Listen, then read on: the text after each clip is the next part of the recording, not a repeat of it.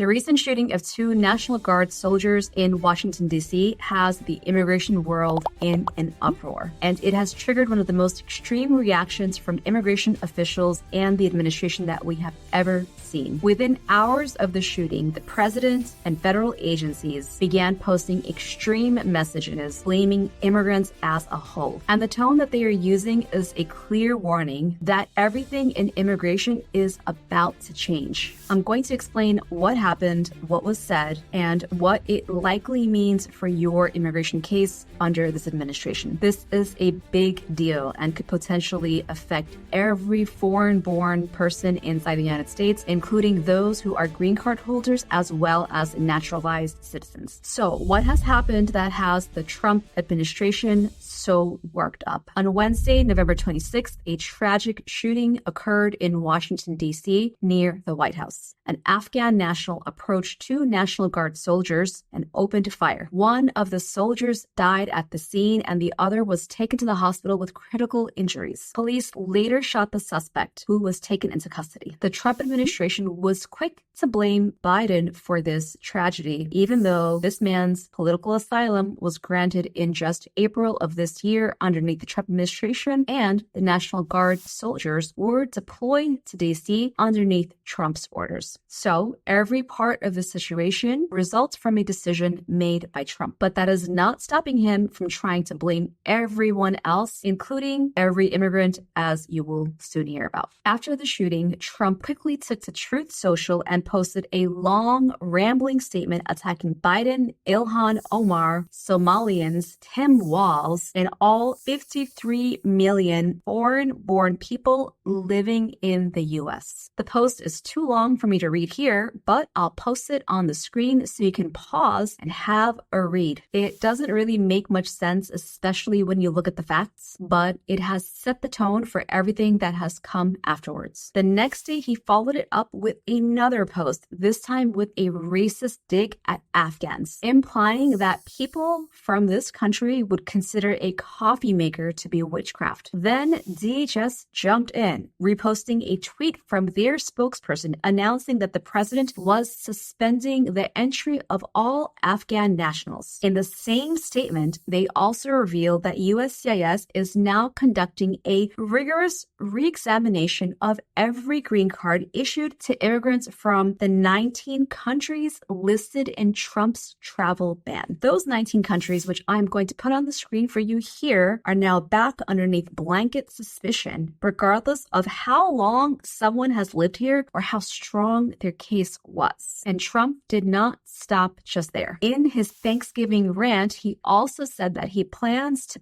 pause immigration from all third world countries. This term is an out-of-date slur for developing or underdeveloped countries, and it is not clear if he's referring to the 19 high-risk countries from the travel ban or if it literally means every country he considers to be quote-unquote third world. Then on November 29th, he posted the exact section of the Immigration and Nationality Act that gives the president power to suspend the entry of any group of non-citizens that he chooses. It was his way of signaling that he believes he has the authority to carry out all of these threats. But this was not even the most extreme thing that Trump has said. He also claimed that the entire foreign-born population of the United States, all 53 million persons here, including myself, is responsible for failed schools, high crime, urban decay,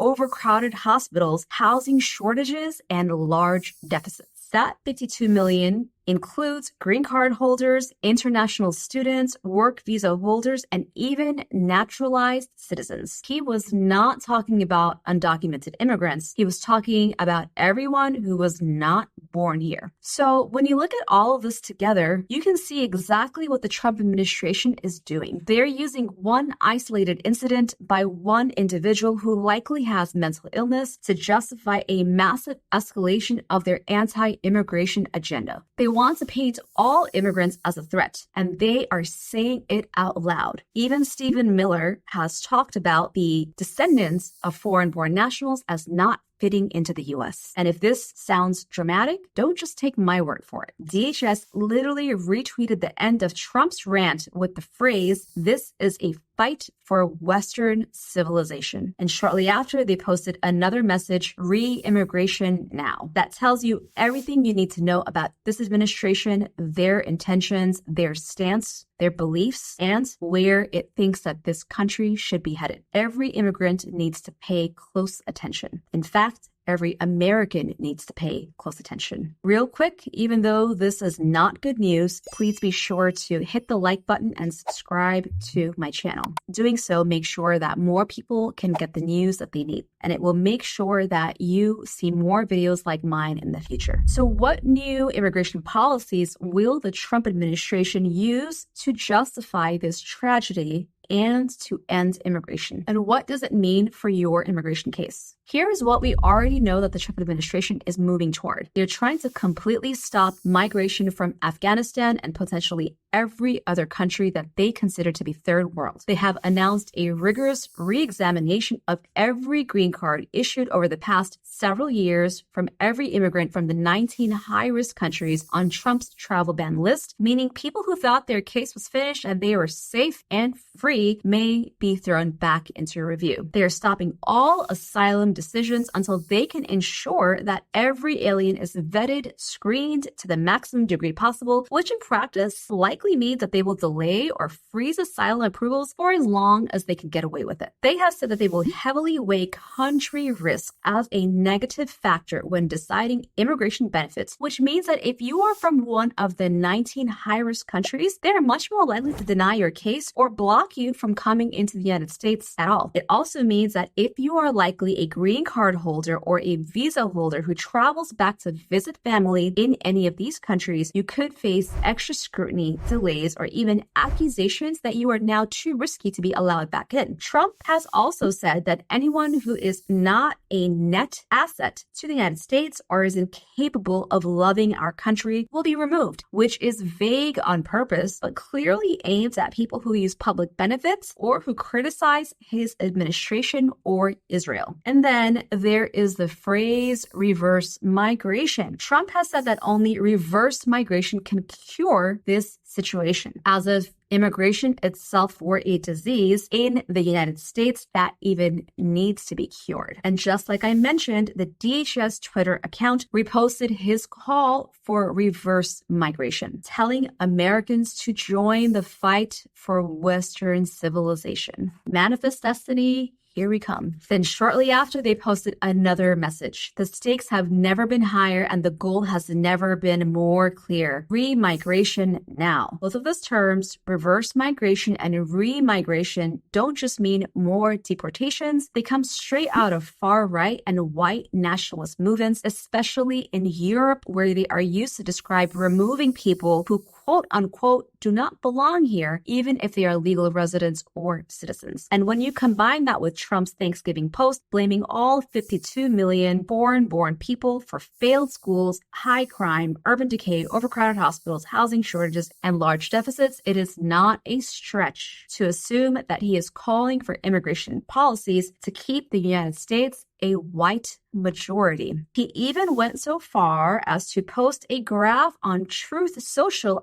highlighting the fact that 1 in 6 people in the United States are foreign-born and called for a period of restricted immigration. And to be clear, you wouldn't care about citizens or permanent residents being foreign-born unless the issue was their race. Now, do I think that the Trump administration is going to be successful in their reverse migration and re-migration calls? Do I think that they're going to be successful in stopping immigration completely in its tracks? Absolutely not. Not only will this be challenged in court along every step of the way, but this country would never recover from the economic damage caused by such harsh policies. However, it's not going to stop them from trying. And when that happens, the safest position you can be in is to have a green card or to become a citizen. The Trump administration admitted in a report that it is very difficult to remove people once they become permanent residents. They have not even been able to successfully remove Mahmoud Khalil, the pro-Palestinian activist who is one of their biggest targets. So the smartest thing that you can do now is work together with an experienced immigration immigration attorney to secure your status. Because while this administration may want to create a climate of fear and talk about re-migration, the reality is that once you become a permanent resident, and especially once you become a U.S. citizen, it becomes much, much